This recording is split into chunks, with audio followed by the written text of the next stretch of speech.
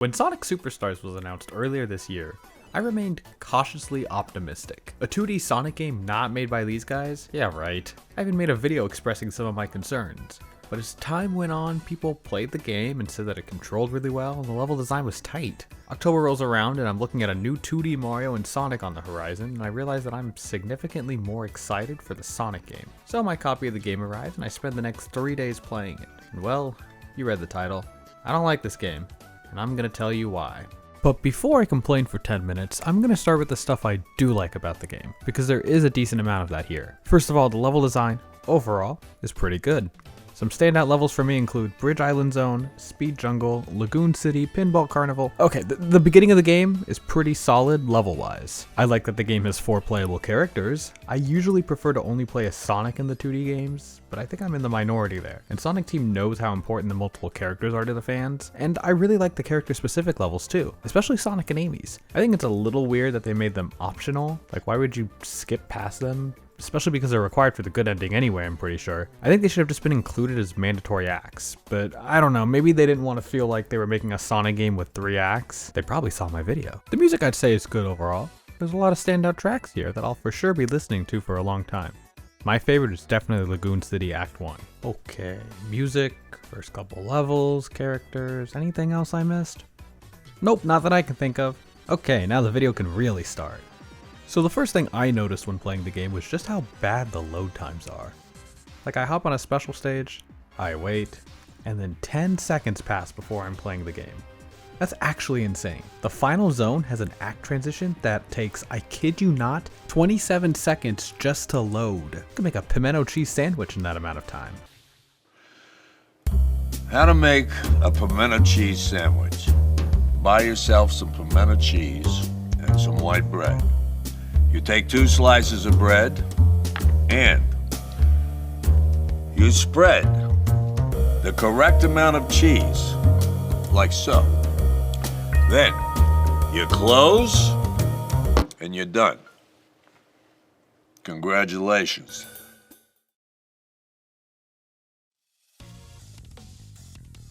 The load times are present in the menus, when you're coming in and out of bonus stages. It just makes me not want to play the game.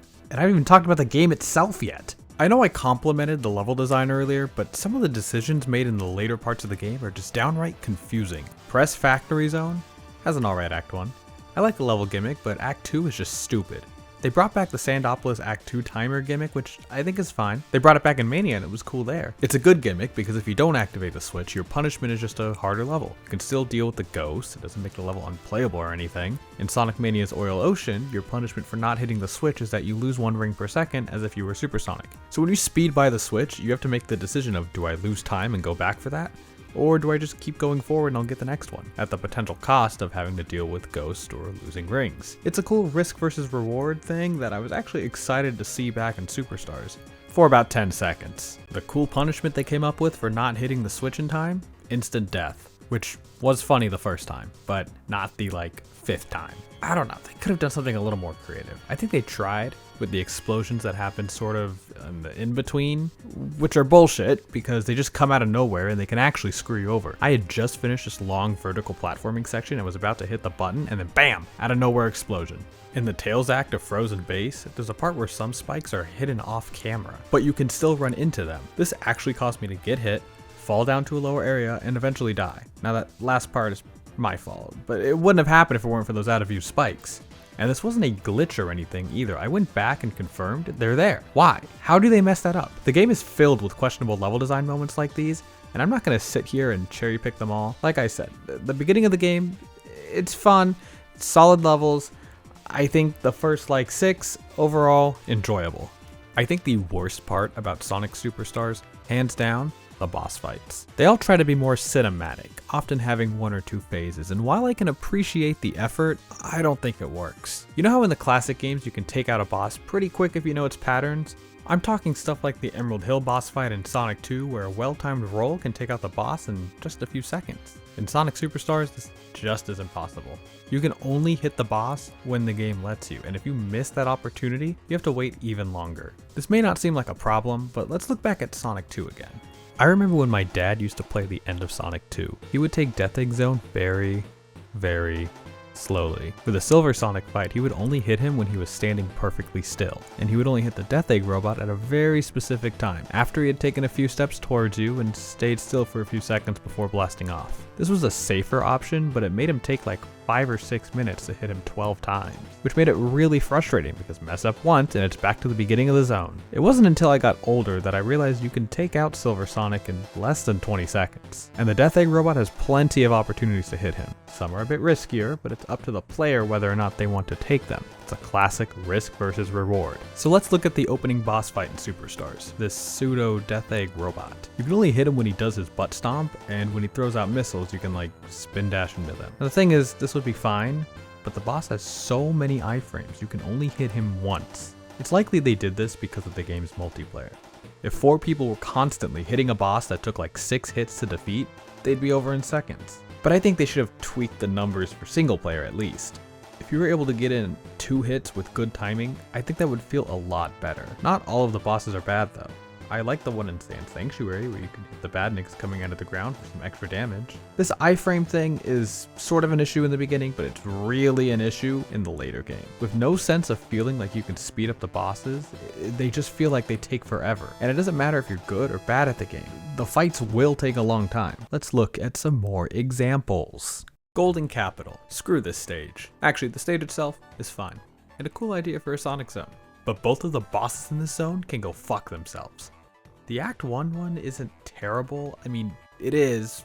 I just couldn't figure out how to hit it at the right angle. Maybe I could have spent more time figuring it out, but the boss sucks your rings away frame 1. You know, because it's a piggy bank. I ended up having to use the Chaos Emerald powers for this one. I'm sure you just have to hit the button on it, but not being able to see a boss that's constantly chasing you makes that pretty difficult. I think the taking away of the rings is what dragged this boss down for me. You have no time or room to experiment, and it doesn't help that the load time to get back to the checkpoint is actually 7 seconds long. Then there's the Act 2 boss, the final encounter with Fang. Now when they announced that Fang was coming back, I was like, cool, here's his chance to be in a good game for the first time ever. However, the way he was brought back was a bit underwhelming. I know Fang was always attacking with his contraptions or whatever, but this is his only true boss fight. He has a few encounters in the main game. I like the one with him in Speed Jungle where he chases you.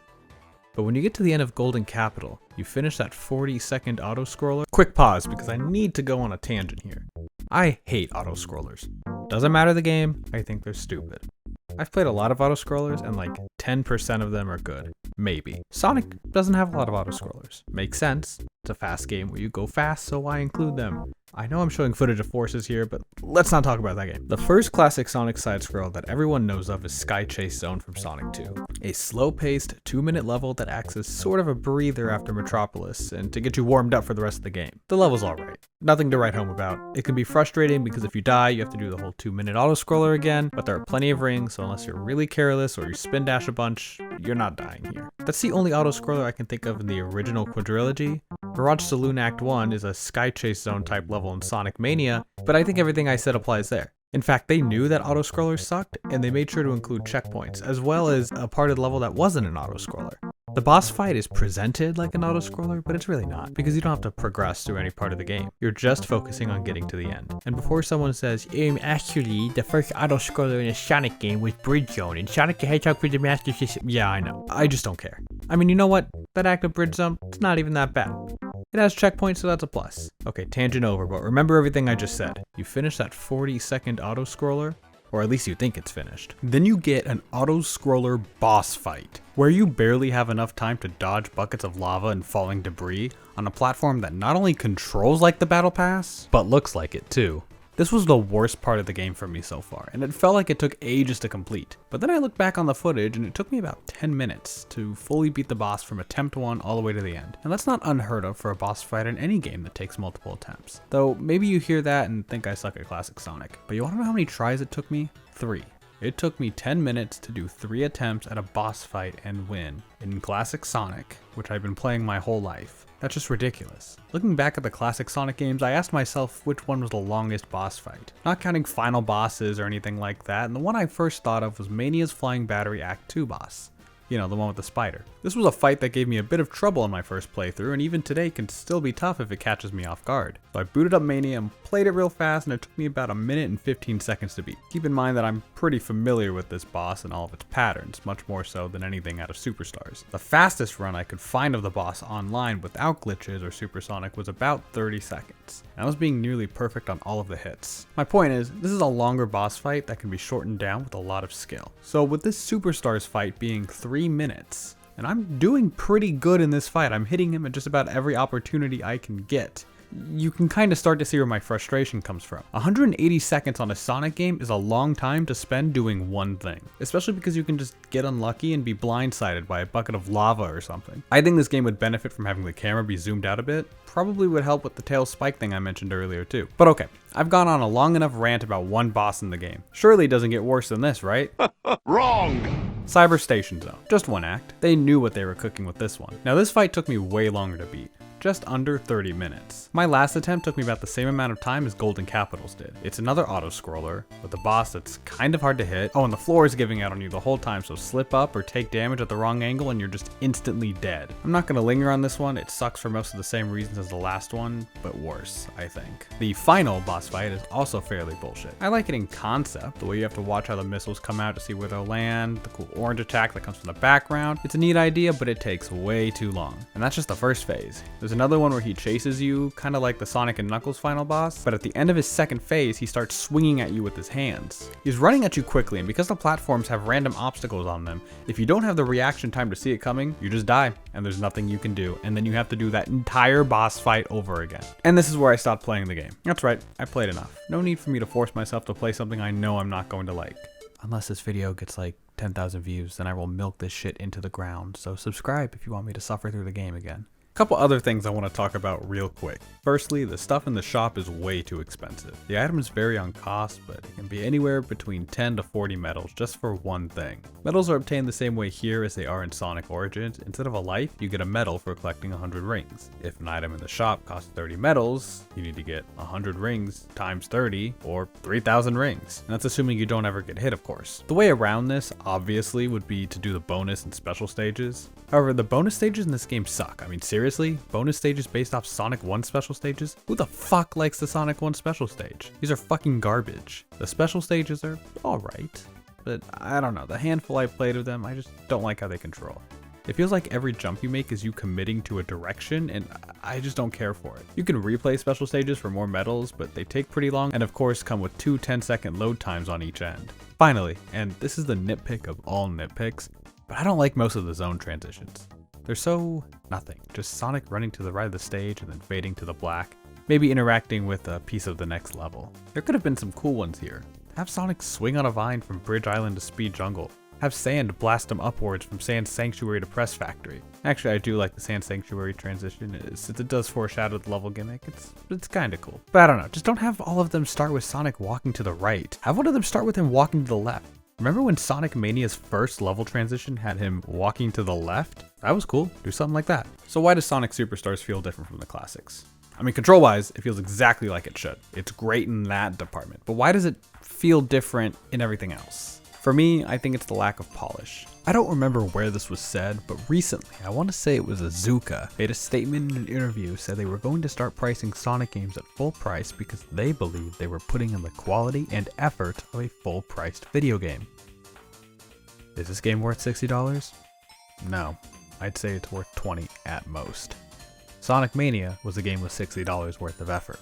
All of the games in the original classic Sonic quadrilogy are extremely fine-tuned. Even Sonic 1, which most people consider their least favorite, has solid level design, bosses, and even though you don't get that breakneck speed Sonic is known for, there's some dumb shit like out-of-camera spikes hitting you. I think this is why Sonic 3 and Knuckles holds up so well. You might have heard someone say, wow, I've been playing Sonic 3 for X amount of years, and I didn't know this pathway was here, or this extra life, or power-up, or special stage. That's because Sonic 3 and Knuckles has that polish, from beginning to end. Sonic Mania I consider to be almost the same, though I do think that game has a bit of a lackluster finale. It more than makes up for it with its level design and fan service. Sonic Superstars has none of that. Well, except for some fan service, which, you know what, in an era where Sega and Sonic Team do nothing but look back on the past, this game doesn't do that as much as it could. I think it does just the right amount. I want to end this video by talking about another recently released Sonic game that Superstars reminds me of a lot. A game that brings a lot of new ideas to the table, but maybe falls short of fully delivering on those ideas. And that game is Sonic Frontiers. I never made that review of Frontiers that I promised last year, mostly because I wanted to play through the game once more before giving it like a critical analysis